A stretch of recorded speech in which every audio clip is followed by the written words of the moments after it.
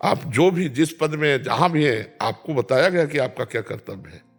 देखो बड़े बड़े जो ऑफिसर जन हैं उनको शपथ खवाई जाती है, जो बड़े बड़े पदाधिकारी हैं, एमएलए हैं, सांसद हैं, जो शपथ नहीं ना बोले आज उनकी शपथ, मंत्री जी की शपथ, तो वो आपको शपथ खवा करके दी जा रही है। उस कर्तव्य पे चलिए तो आपकी साधना बन जाएगी, समाज सेवा साधना बन जाएगी, वही भगवान की प्राप्ति का हेतु करा देगी। लेकिन अपने कर्तव्य पे चलना बड़ा कठिन है, क्योंकि फिर विलासिता रुक जाएगी। सरकार पेमेंट देती होगी है तो बस उसी से जीवन चलाना चाहिए, और जितना वो सब समाज सेवा में, पर ऐसा कहाँ हो कर्तव्य कोई बिरला ही करता होगा, करते होंगे क्योंकि सत्य भी है तो कहीं करते होंगे।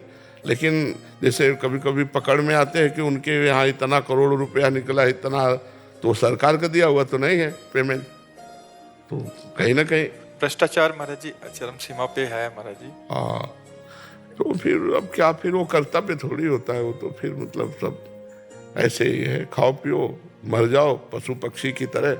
मनुष्य जीवन का जो लाभ है वो तो नहीं मिल पाएगा ना। लेकिन इसे कर्तव्य नहीं कहते।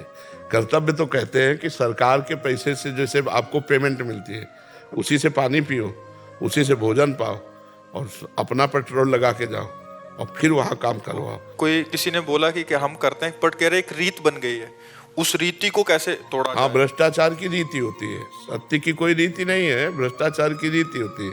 बहुत ऐसा होता है महाराज। अब इन चीजों को तो हम धर्म नहीं मान सकते ना, सत्य तो नहीं मान सकते ना, इनको करे कोई भी करे। महाराज जी उस पैसे से जो व्यक्तिगत जिसने लिया है उसका अहित होगा जीवन में उसके। अब तो है नहीं ना उनके पास, जीवन में वो कभी शांत नहीं हो सकता, कभी प्रसन्न नहीं हो सकता, कभी उद्वेग रहित नहीं हो सकता। तो उसके अंदर का विषय, बाहर तो उसको गाड़ी दिख रही है, बंगला दिख रहा है दूसरों। हाँ, अभी तो ब्याज है, मूल तो आगे मिलेगा ना।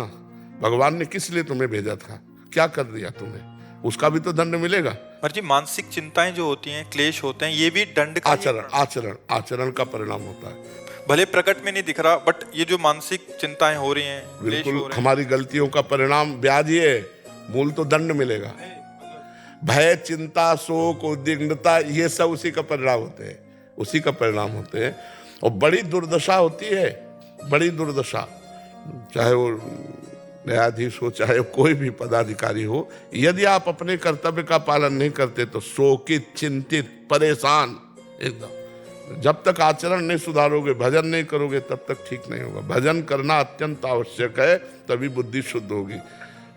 इस भजन सारथी सुजाना, भगवान राम जी ने कहा है, इस रथ का सारथी बुद्धि है। अगर बुद्धि शुद्ध करनी तो नाम जप करे, भजन करे, तभी बुद्धि शुद्ध होगी।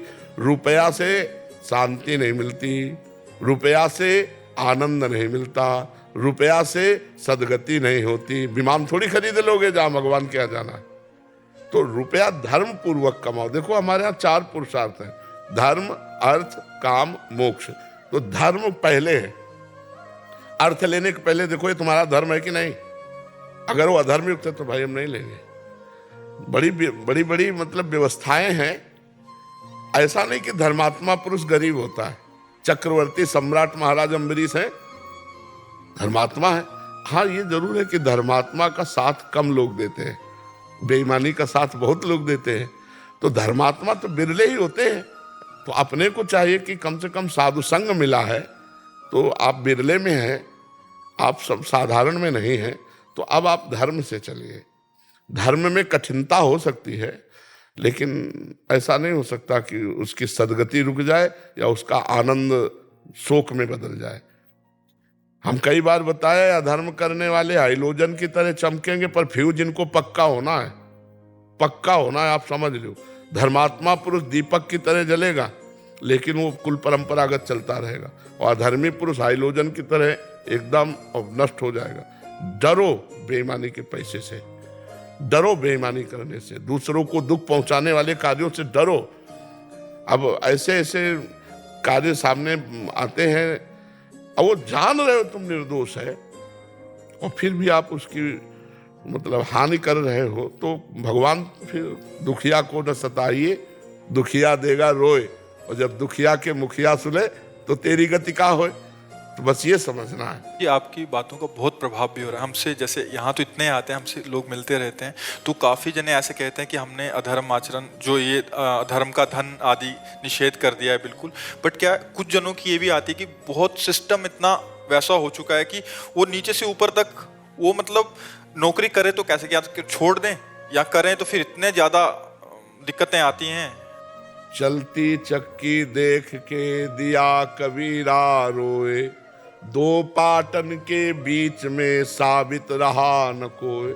तो चलती चक्की देख के दिया कमाल ठठाए, और रहा सहारे कील के तो बाल न बांका जाए। कील कौन है? भगवान।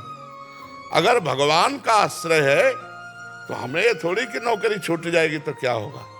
नहीं भाई, हम अधर्म पूर्वक नौकरी नहीं कर सकते, ये इस्तीफा लो। हम लेबरी कर सकते हैं लेकिन अधर्म आचरण नहीं कर सकते। तो भगवान देख रहे हैं ना तुम्हारे, इसने वो कहीं ना कहीं ऐसी जगह से उठा देंगे कि आप चमक पड़ोगे, पक्का समझ लो। ऐसा नहीं कि अपने ही कि ये सब होता है। ये वाला भय रहता है कि अभी इसको छोड़ देंगे तो कहाँ, तो वो भगवान का भरोसा लेके, क्योंकि सहारा नहीं लिया ना, भगवान का आश्रय नहीं लिया ना, बात तो ये है ना।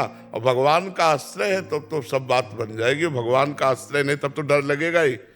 यार भैया, परिवार चलाना, 4 रिश्तेदार नातेदार को देखना है, तो अब रुपया चाहिए। और जब ये सब चलता है तब फिर पता चलने लगता है कि पत्नी बीमार, बेटा ऐसा वो ऐसा, और इतना दिमागी सिस्टम परेशान कि अब उसको रास्ता नहीं मिलता। तो भाई, चाहे जितना आचरण आपका अगर अपवित्र है तो अशांति हो। तो बिना भगवान के आश्रय के भजन के सुख शांति नहीं है। जो जितना अधर्म करेगा परिणाम में उसको दुख भोगना पड़ेगा। जो धर्म से चलेगा तो वर्तमान में दुखी हो सकता है, परिणाम में वो बड़ा आनंदित रहेगा।